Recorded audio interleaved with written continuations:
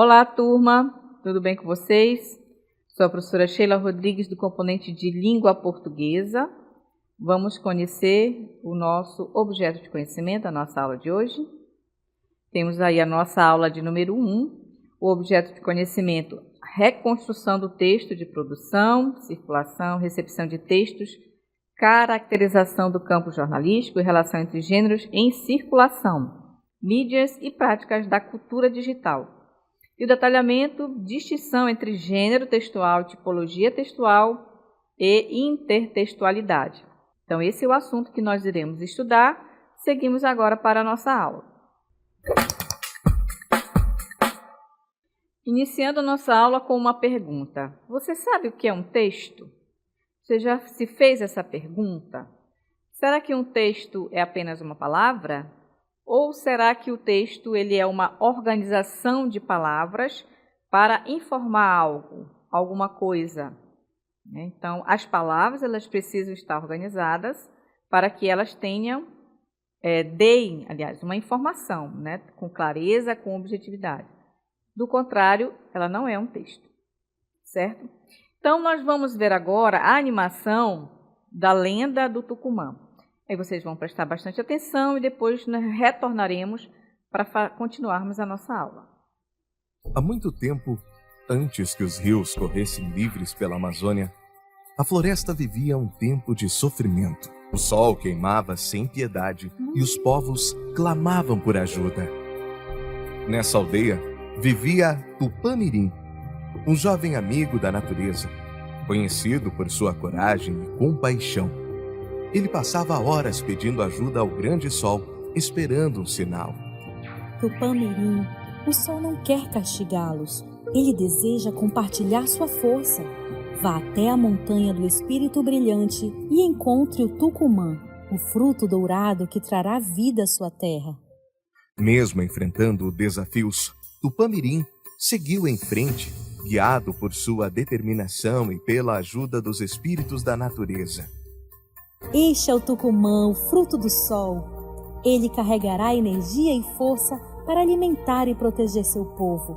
Plante suas sementes e a terra renascerá.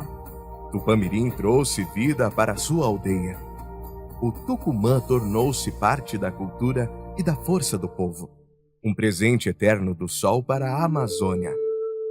Até hoje, o Tucumã é símbolo de resistência e conexão com a natureza. Dizem que ao comê-lo, recebemos um pouco da energia do sol e lembramos da importância de cuidar da floresta.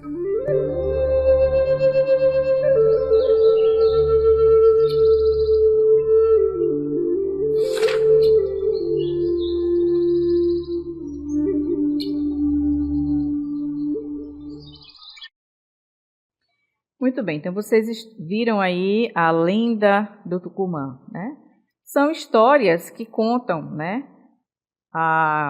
o surgimento de determinados frutos, como vocês viram aí, o surgimento do Tucumã, como a lenda do Guaraná, como a lenda da mandioca, e tantas outras lendas indígenas, São histórias que justificam a origem, de determinados frutos ou determinadas coisas da natureza. Então, agora a gente vai ler um texto, vocês vão acompanhar comigo, uma notícia sobre o Tucumã. Então, nós temos aí o texto, Tucumã, o tesouro da Amazônia que alimenta e sustenta a região norte. Então, esse fruto, que é bastante conhecido na nossa região, um Tucumã com tapioquinha, é uma delícia. É um fruto muito apreciado para nós aqui da região norte. Então, o Tucumã, fruto vibrante da palmeira nativa da Amazônia, é muito mais do que um ingrediente típico da culinária nortista. Com sua casca alaranjada e polpa rica em nutrientes, o Tucumã tem um papel essencial na alimentação, economia e cultura das populações da região norte, sendo uma referência de sustentabilidade e conexão com a floresta. Rico em vitamina A, o Tucumã é amplamente consumido em pratos tradicionais, como o famoso x-caboquinho, sanduíche que combina tucumã, banana frita e queijo coalho. um símbolo da culinária amazonense. Então, o que eu quero frisar aqui para vocês, esse xiscaboquinho, ele é um prato muito próprio da nossa região, né? E essa palavra xiscaboquinho, é interessante que ela foi criada aqui na nossa região. Então, nós podemos dizer que essa palavra ela é própria da nossa cultura, própria da nossa região norte. Então, seguindo, a polpa do fruto, com textura oleosa e sabor marcante, é uma importante fonte de energia para as comunidades locais.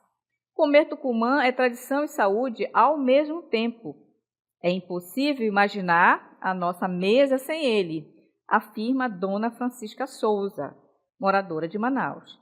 A cadeia produtiva do tucumã é um exemplo de economia sustentável, cultivado de forma extrativista, sem a necessidade de desmatamento.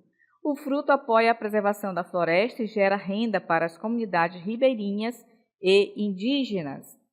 Seu caroço, normalmente descartado, é reaproveitado na confecção de biojoias e artesanato, garantindo maior aproveitamento do fruto. Pequenos agricultores e artesãos têm encontrado no Tucumã uma fonte de renda estável e sustentável.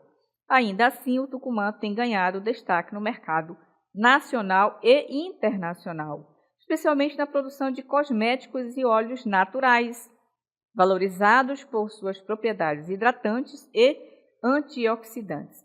Com seu valor nutricional, cultural e econômico, o Tucumã reafirma sua posição como um dos maiores tesouros da Amazônia.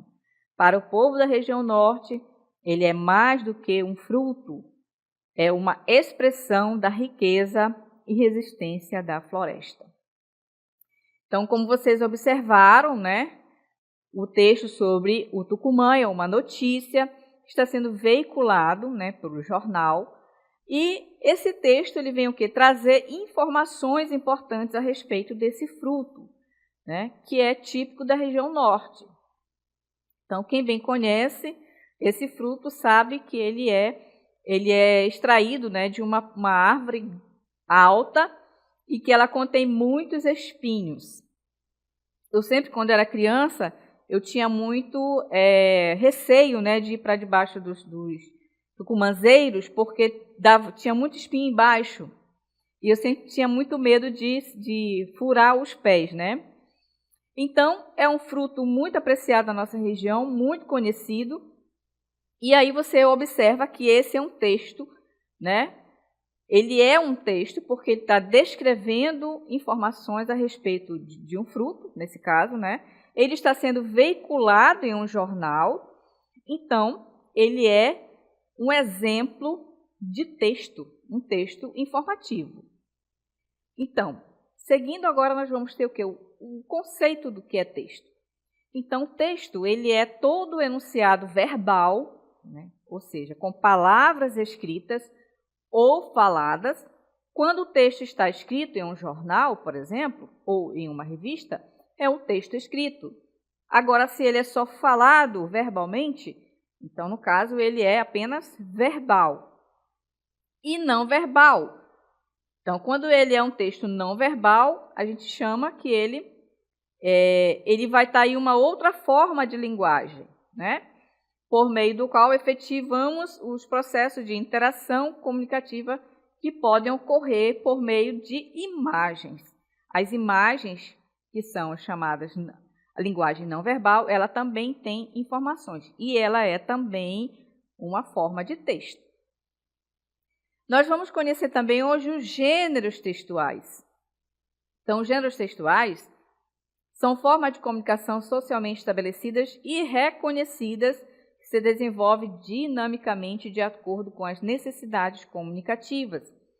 Então, os gêneros textuais, eles comunicam algo e eles circulam na sociedade por meio de vários, né, meios de comunicação. Então, nós temos algumas características importantes dos gêneros textuais. Então, qual é a função? Né? Ele tem uma função social específica, porque ele vai estar informando algo. ele tem um tema e estilo próprios, ele tem uma estrutura composicional definida, né? O público-alvo desse texto ele é determinado e o contexto de circulação também é específico. Então, para cada gênero textual, eles vão circular na sociedade com uma função própria e também com um estilo próprio, ou seja, a estrutura desse texto, a composição desse texto é que vai classificar ele, né? Que gênero é esse? Né? Qual é o público-alvo que estará sendo encaminhado, direcionado, né? Então, vamos conhecer alguns gêneros textuais importantes. Vamos ver aí, ó. Agora, os gêneros textuais. Nós temos o quê? Cartas, né? Nós temos romances, lendas. Então, todos esses gêneros textuais, eles são diversos, né? E é claro que ele vai estar dentro de uma tipologia textual. A tipologia textual, ela é a estrutura do texto, ou seja, é a forma como o texto se apresenta. Então, de acordo com essa estrutura, né, ele vai ter aí um tipo, e será classificado como um tipo textual. Então, vamos ver aí os tipos textuais, que são apenas 4.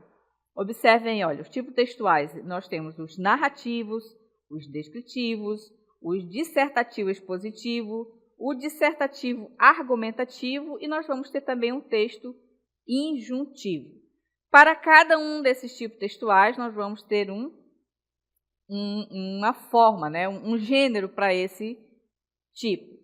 Então, os textos narrativos, por exemplo, eles vão narrar um fato, não vão contar histórias, podendo ser uma história fictícia ou não. Então, fictícia é quando um autor cria uma história, que pode ser um romance, uma crônica, um conto, uma novela, uma fábula, uma lenda, que foi que a gente viu no início da nossa aula, uma piada, uma história em quadrinhos. Então, observe que para os textos, os tipos textuais narrativos, nós vamos ter os gêneros que estão sendo narrativos, que vão estar dentro dos textos narrativos. Já os textos descritivos, eles fazem a descrição, que a partir dessa descrição você vai imaginar. A gente, quando lê um texto descritivo, a gente começa a imaginar. Por quê? Porque ele vai detalhar um ser, uma coisa, uma pessoa, um objeto, né, um animal, um lugar. E através dessa descrição, nós vamos ter a ideia daquilo que está sendo descrito. Então, nos gêneros textuais, nós vamos ter o quê? O currículo, né, que ele vai estar descrevendo as informações profissionais, formativa de uma pessoa, né? Nós podemos ter o diário, nós podemos ter a notícia, o cardápio, classificados e a reportagem. Notem que dentro dos textos narrativos, nós vamos ter os gêneros, e esses gêneros a gente diz que são os currículos, os diários, as notícias, os cardápios. Por quê? Porque eles vão estar descrevendo algo, né? E com essa descrição a gente consegue imaginar, observar, ter maiores detalhes a respeito do que está sendo dito, né? Já os textos dissertativos expositivos são aqueles que vão expor um assunto, um acontecimento, um fato, e ele explica e analisa ideias sem intenção de argumentar. Então, observe que o texto dissertativo expositivo ele vai expor, ele vai explicar, ele vai fazer uma análise de determinado assunto.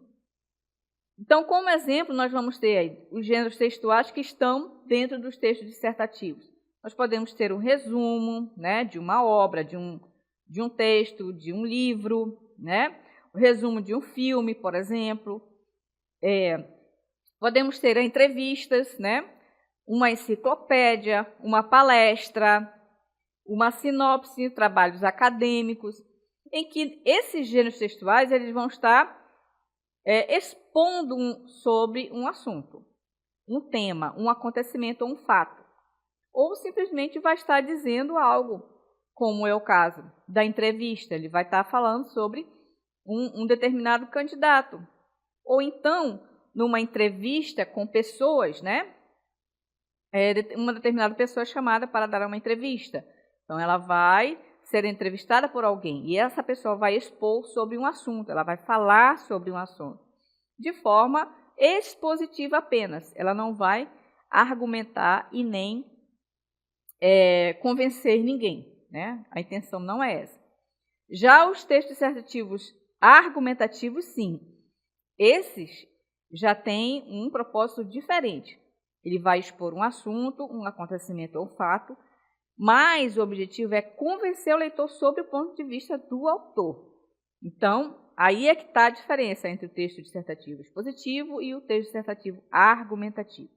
Então, os gêneros textuais que vão apresentar o tipo dissertativo argumentativo é o ensaio, a carta de leitor, os artigos, né, a opinião e o debate.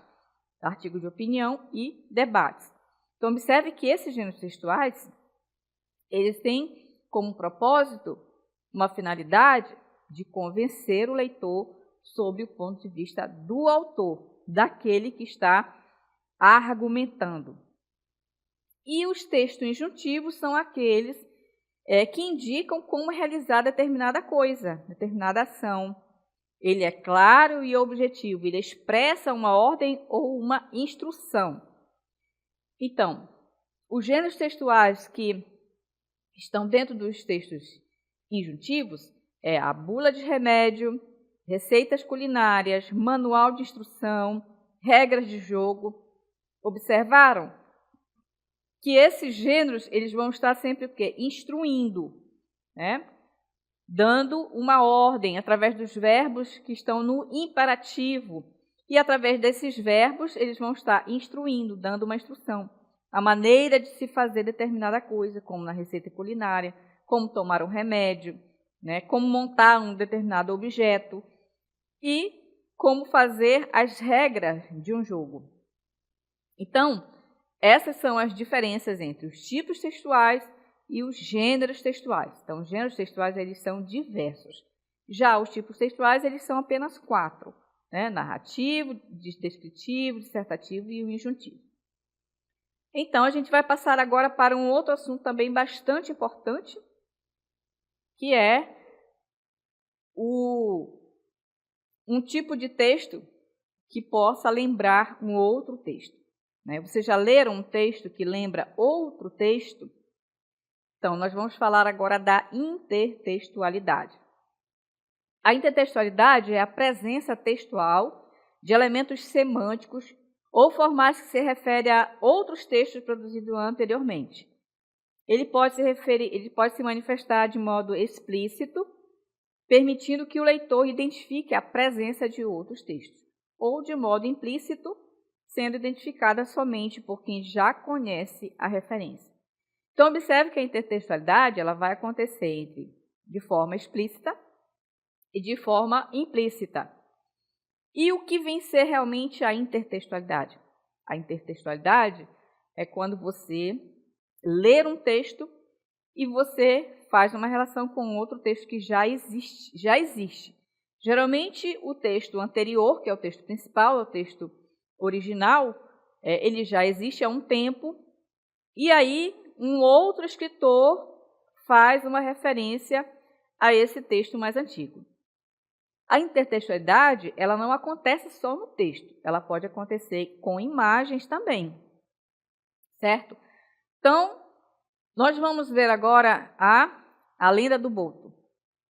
Então, observe que a lenda do Boto é uma história, né, que é muito conhecida, principalmente aqui também na nossa região norte, né, que é aquela história em que o rapaz aparece numa festa, né, e aí ele encanta as moças, né, e de repente ele desaparece, some nas águas dos rios.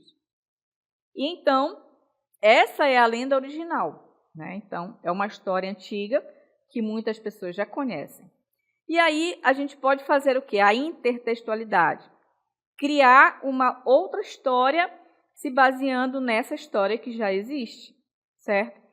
Então, aqui nós temos a letra da música, Canção do Boto Encantado. Então, aqui foi uma letra de música embasada nessa lenda. Então, aqui está acontecendo o quê? A intertextualidade. Então, nós temos aí, olha, o rio calmo, o boto aparece, de terno branco a todos enriquece. Com o seu olhar encanta o salão, mas ao amanhecer some na imensidão. E agora vocês vão ver a animação, né, dessa intertextualidade e depois a gente retorna com vocês.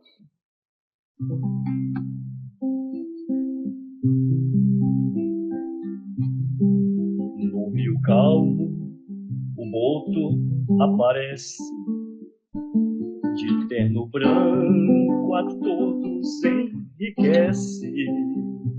No rio calmo, o boto aparece, de terno branco a todos enriquece. Com seu olhar encanta o salão, mas ao amanhecer some na imensidão. Com seu olhar encanta o salão, mas ao amanhecer some na imensidão.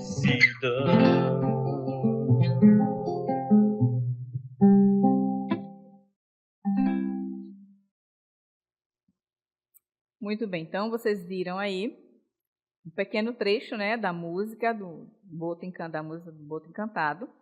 E aí justamente a gente teve o que? A intertextualidade. Por quê? Porque lembra a lenda do Boto, que é uma história antiga.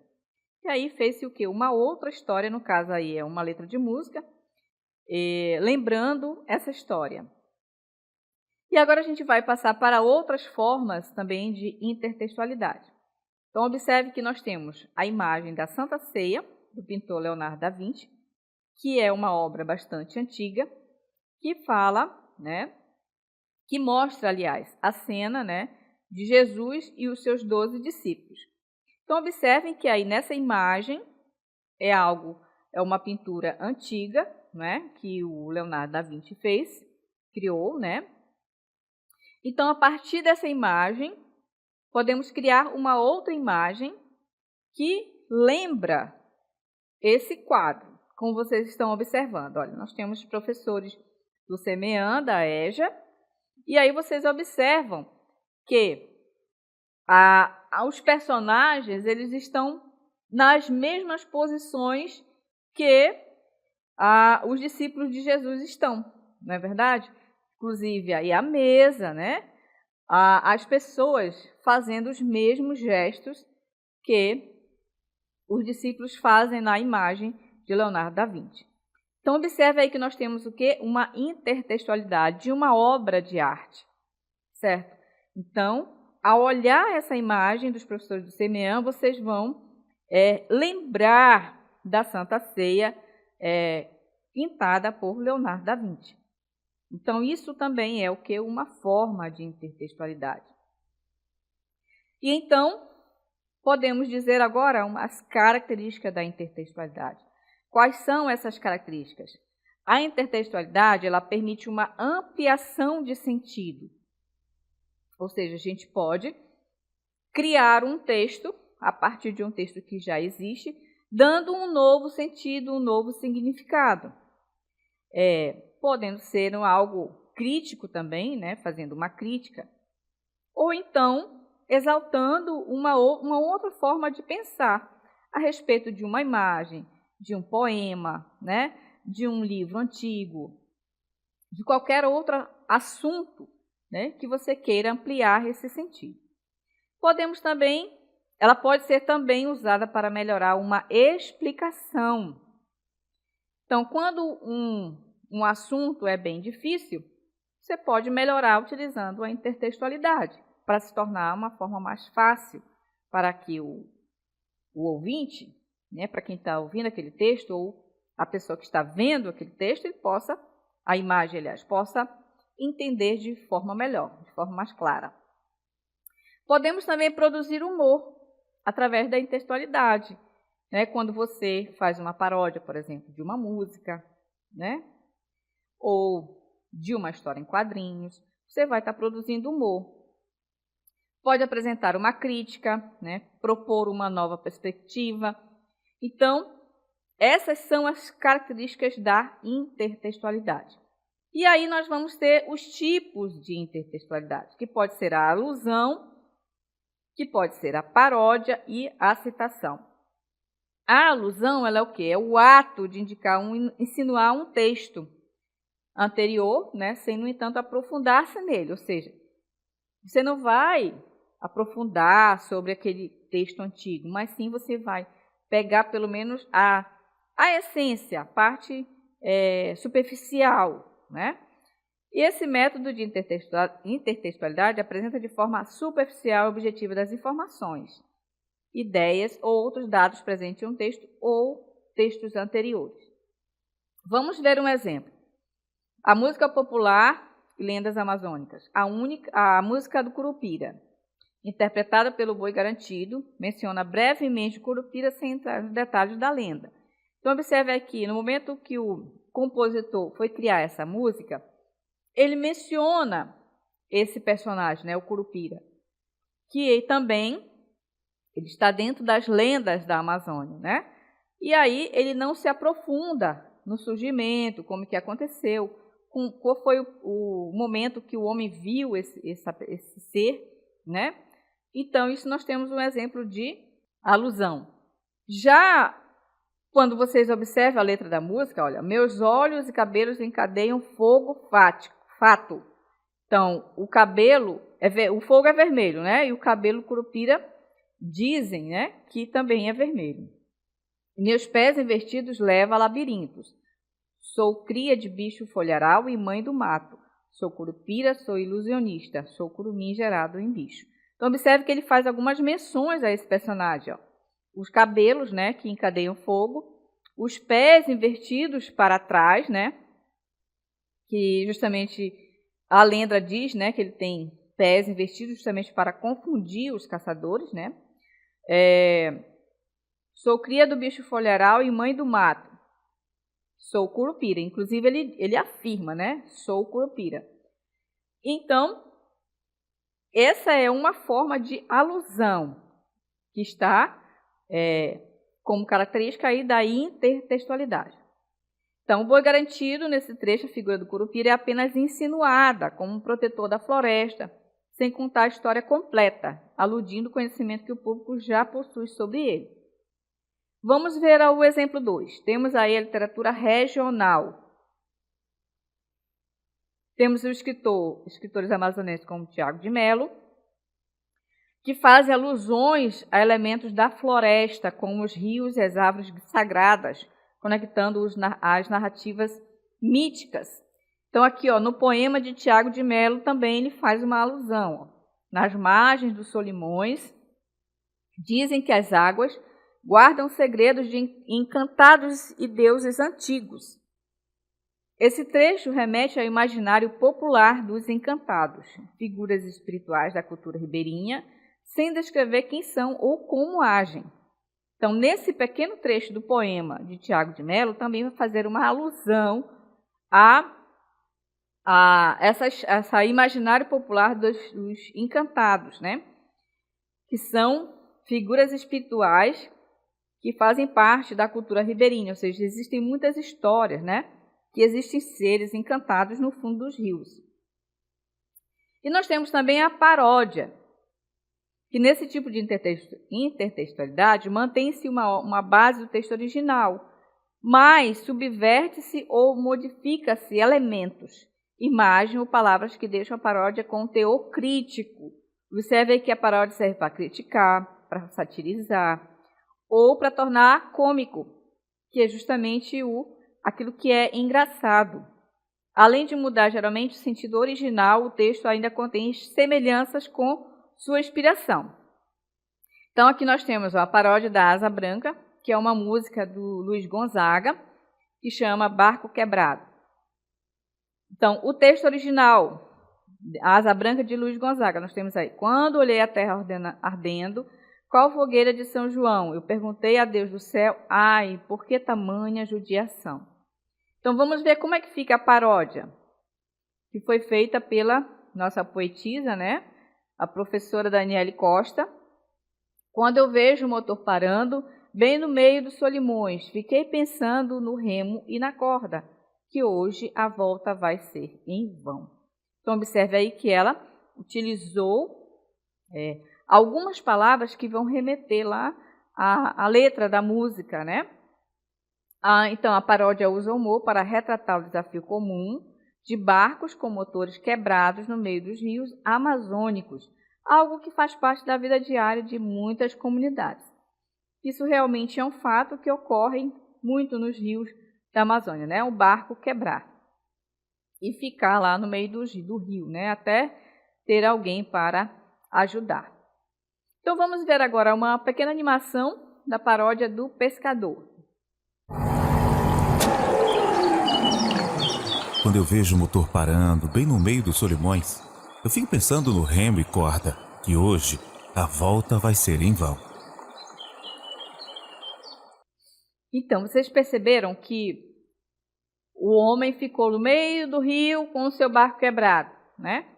Até haver um resgate aí de alguém para ajudá-lo, né? Então, ele faz aí uma paródia, lembrando lá a letra da música do Asa Branca de Luiz Gonzaga. Já a citação é um outro tipo de intertextualidade também. Esse tipo de intertextualidade, o autor faz referência a um outro texto por ser relevante ao texto que está desenvolvendo. A citação pode ocorrer de forma direta, em que se copia o texto e se reproduz totalmente, geralmente entre aspas, ou pode ser indireta, quando reafirma o pensamento do autor original, mas com outras palavras explicando os conceitos trabalhados pelo primeiro, seja para concordar ou para discordar. Então, a citação nós temos aí como exemplo, segundo Sócrates, sábio é aquele que conhece os limites da própria ignorância. Então, observe que está o nome do autor, quem escreveu essa frase, e ela está entre aspas.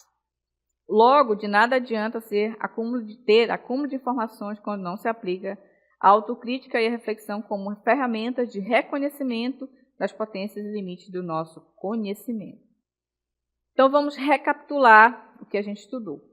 Nós temos gêneros textuais, tipologias textuais. Então, gênero textual, eles são vários e eles vão sempre se encaixar num tipo textual. A tipologia textual narrativo, descritivo, dissertativo e injuntivo. Os gêneros textuais são diversos. A intertextualidade, ela pode ser classificada como alusão, paródia e citação. Então, essa foi a nossa aula e até uma próxima oportunidade.